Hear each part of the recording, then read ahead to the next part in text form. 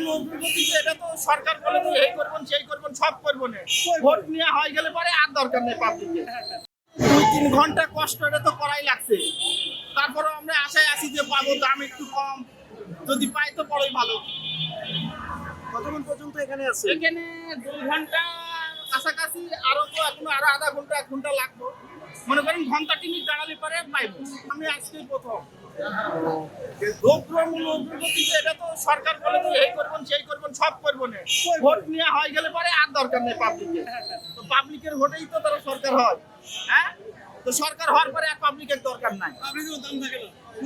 কথা বলছেন, এখন আমরা পাবলিক, আমরা কোথায় যাবো? হ্যাঁ, তো কত প্রতিশ্রুতি দিতেছে না। ওই যে লেবু 150 টাকা হালি হয়েছে, সরকার জানে না?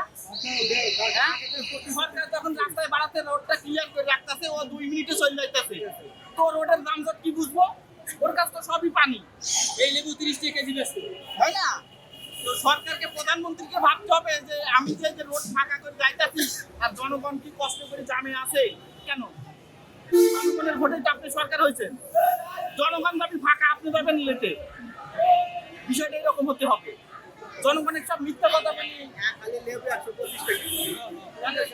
আর বাজারে কোনো জিনিসের দাম, রমজান মাসে আপনি প্রত্যেকটা জিনিসের দাম কম হয়, এটা বাণিজ্য মন্ত্রী, খাদ্যমন্ত্রী জানে না?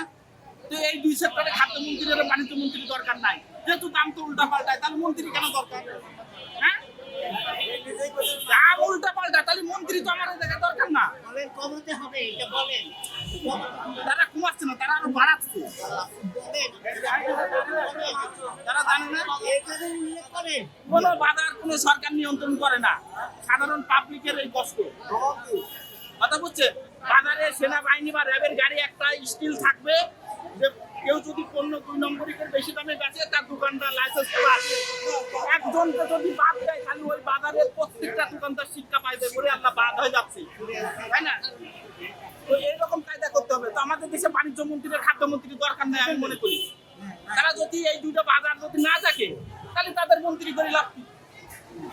হ্যাঁ, খাদ্যমন্ত্রী আর বাণিজ্য মন্ত্রীর কাজ কি? জনগণ কেমনি কিভাবে খাইতেছে বাজারের উপরে লক্ষ্য রাখা। তারা তাকে ওই এসি রুমের মধ্যে বসি, তারা কি বাজারে যায়? হ্যাঁ, তো তাহলে এখন বলেন 150 টাকা লেবুর হাল কেন হইলো?